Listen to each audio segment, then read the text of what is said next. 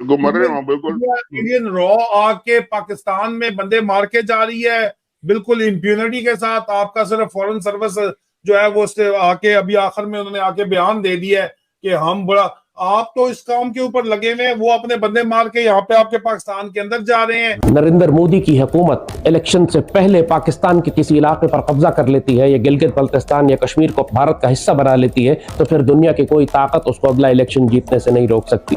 कि भारत को सिर्फ चीन के साथ नहीं बल्कि पाकिस्तान के साथ भी ताल्लुकात ठीक करने पड़ रहे हैं। उसके लिए जरूरी है कि मकबूजा जो जम्मू और कश्मीर का तनाज़ा चल रहा है वो हल हो। और ये देखिए, पाकिस्तान ने सिर्फ नारेबाजी करी है कश्मीर को लेकर, ये हर एक पाकिस्तानी जानता है। और अगर आप सुन रहे हैं पाकिस्तानियों, तो आप लिखना कमेंट में कि मेजर सही बोल रहा है झूठ बोल रहा है। आपने सिर्फ मजहब को लेके, इस्लाम को लेके पाकिस्तानियों को बेवकूफ बनाया, भारत में कश्मीरियों को बेवकूफ बनाया, और खुद तो आप बेवकूफ हैं और आप और बेवकूफ बन गए।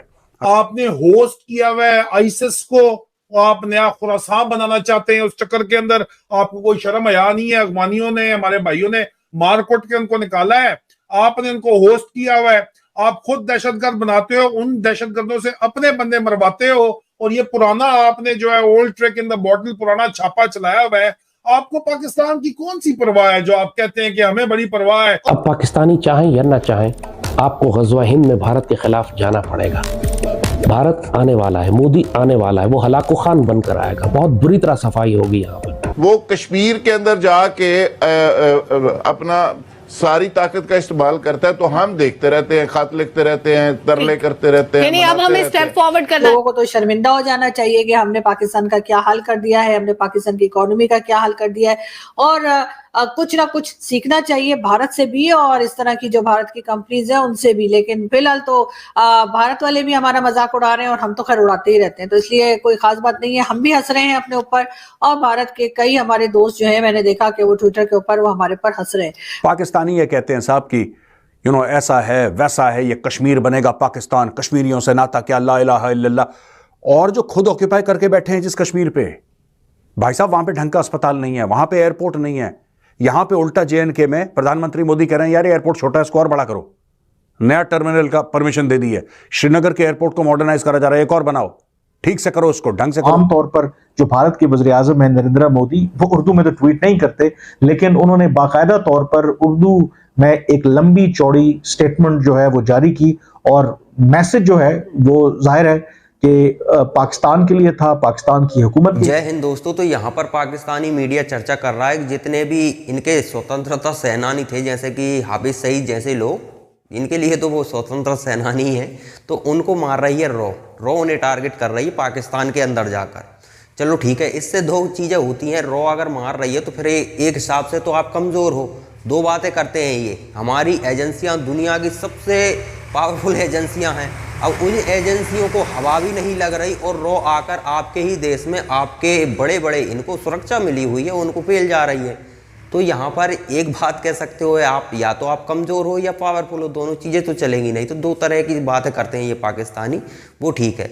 बिना किसी सबूत के ये बात कह रहे हो आप, सबूत है आपके पास? कोई सबूत नहीं है, बस हवाई बातें कर रहे हो, क्योंकि और दूसरा आपके पास आर्गूमेंट है ही नहीं अपनी जनता को चूरन चटाने के लिए, और नया चूरन ईजाद कर भी नहीं पाए आप लोग। तो वो एक ही चूरन है, वो ही फेंक रहे हो।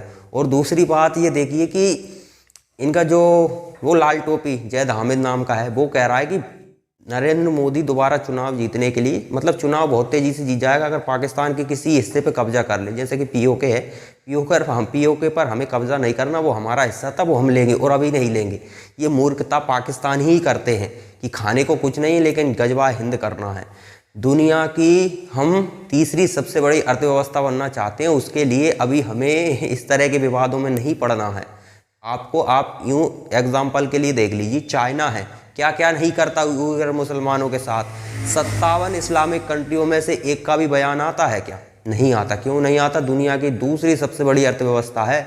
अगर कोई भी देश चीन के खिलाफ बोला ना, तो वो ऐसे देगा 10-20 बिलियन डॉलर आतंकी संगठनों को, चढ़ जाओ हथियार, क्या चाहिए वो ले लो और चढ़ जाओ। तो वो अलग टाइप का है, हम किसी भी आतंकी संगठन को मदद नहीं कर सकते। तो ये आप जैद हामिद जैसे बेवकूफ़ लोग इस तरह की बयानबाजी करते हैं, क्योंकि इनको भी पता है कि अपनी जनता एक ही चीज़ समझती है, उसे दूसरी चीज़ आप समझा भी नहीं सकते।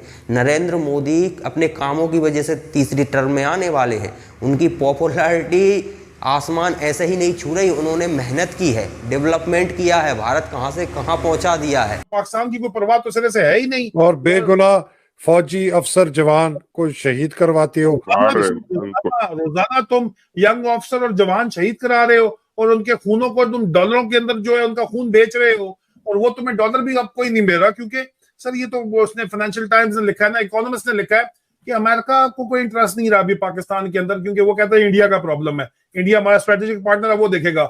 इंडिया जब तक ये गोडे गिट्टों पे गिर नहीं जाएगा तब आके जो है हेजमनी कायम करेगा इनके ऊपर। मतलब तुमने इंडिया के आगे हमें सरेंडर कराने का ठेका लिया है, न्यूक्लियर हथियार भी तुम हमें जो है वो बेचना चाहते हो, क्योंकि असला तो तुमने सारा बेच दिया यूक्रेन को और इसराइल तक भी पहुंच गया तुम्हारा असला, तो वो तुमने जो है बेच दिया सारा। $1 बिलियन का तुमने असला बेच के वो तो तुम जो है हड़प कर गए सारे का सारा पैसा, वो तो नेशनल इकोनॉमी के नजर ही नहीं आता। और वो तुमने एमुनेशन रिफिल भी नहीं किया कि जंग तुमने लड़नी कोई नहीं है, ठीक है ना, तुमसे लड़ी जाती है, औकात तुम्हारी रह ही नहीं गई सिरे से।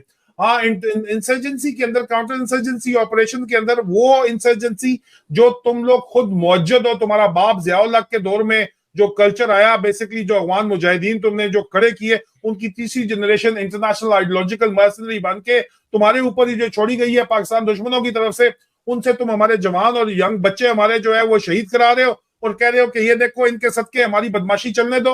और भाई तुम जब तक सस्टेनेबल डेमोक्रेसी नहीं आएगी, जब तक मुस्तहकम जमहूरियत नहीं आएगी, उस वक्त तक मईशत मुस्तहकम नहीं हो सकती। सिंपल फॉर्मूला है। असली काम आपके यंग ऑफिसर्स और जो जवान है वो रोजाना शहीद हो रहे हैं। इंडियन रॉ आके पाकिस्तान में बंदे मार के जा रही है बिल्कुल इम्प्यूनिटी के साथ। आपका सिर्फ फॉरेन सर्विस जो है वो आके अभी आखिर में उन्होंने आके बयान दे दिया है कि हम बड़ा, आप तो इस काम के ऊपर लगे हुए हैं, वो अपने बंदे मार के यहाँ पे आपके पाकिस्तान के अंदर जा रहे हैं। आपने होस्ट किया हुआ है आईसिस को, आप नया खुरासान बनाना चाहते हैं, उस चक्कर के अंदर आपको कोई शर्म हया नहीं है। अफगानियों ने, हमारे भाइयों ने मार कुट के उनको निकाला है, आपने उनको होस्ट किया हुआ है। आप खुद दहशतगर्द बनाते हो, उन दहशतगर्दों से अपने बंदे मरवाते हो, और ये पुराना आपने जो है old trick in the bottle पुराना छापा चलाया हुआ है। आपको पाकिस्तान की कौन सी परवाह है जो आप कहते हैं कि हमें बड़ी परवाह है, हमने पाकिस्तान बचाया हुआ है? आपने तो तबाह किया है पाकिस्तान सिर्फ। अगर पाकिस्तान मुझे एक बार आप दोनों फौजी हजरात हैं और अंदर से आपने सब कुछ देखा है। ये जो हमारे इतने बड़े बड़े कोर कमांडर जिनके आगे 10 गाड़ियां पीछे 10 गाड़ियां डाले काले वो वीगो पता नहीं क्या क्या लेके फिरते हैं, ये सब बैठ के ये सोचते नहीं है कि जी ये क्या हो रहा है और हम कहाँ जा रहे हैं और ये किस तरह हो रहा है और इसका। तो दोस्तों, ये पाकिस्तान में ये जैद हामिद जैसे लोग हैं, इनको पता है कि हम किससे बातें कर रहे हैं। अब मैं स्वाभाविक है हिंदी बोलने वालों को अगर कुछ बताना चाहूँ तो हिंदी में ही बात करनी पड़ेगी मुझे। अगर मैं इंग्लिश में बोलूँ तो उन्हें मेरी बात समझ नहीं आएगी। तो इन्हें पता है कि पाकिस्तानियों को एक ही चूरन जमता है कि भैया भारत में नरेंद्र मोदी चुनाव जीतने के लिए पाकिस्तान के किसी भी हिस्से पर कब्जा कर सकता है, क्योंकि इन्होंने वही सीखा है। अगर पाकिस्तान में आपको चुनाव जीतना है तो आपको कश्मीर का मुद्दा उठाना पड़ेगा कि भैया कश्मीर में जुल्म हो रहा है, उसे कश्मीर को आज़ाद करवाएंगे। भले 76 साल से 1 इंच भी नहीं ले पाए हूँ, लेकिन चूरन वही चलता है। गजवाए हिंद करेंगे, भारत के हिंदुओं को खत्म करेंगे, ये इसी तरह की बातें करेंगे। पब्लिक खड़ी हो जाती है, क्योंकि पब्लिक को वही भाषा आती है। पब्लिक ने कभी सीखा ही नहीं कि भाई डेवलपमेंट भी कोई चीज़ होती है। स्कूल्स होने चाहिए, अच्छी शिक्षा मिलनी चाहिए, रोजगार मिलना चाहिए। खुद के देश में कुछ आत्मनिर्भर ऐसा करो कि दुनिया को कुछ बना के बेच सको, जिससे पैसा कमाओ, जिससे आपकी आर्थिक स्थिति ठीक बनी रहे। पूरी दुनिया से भीख मांगते हो तुम लोग।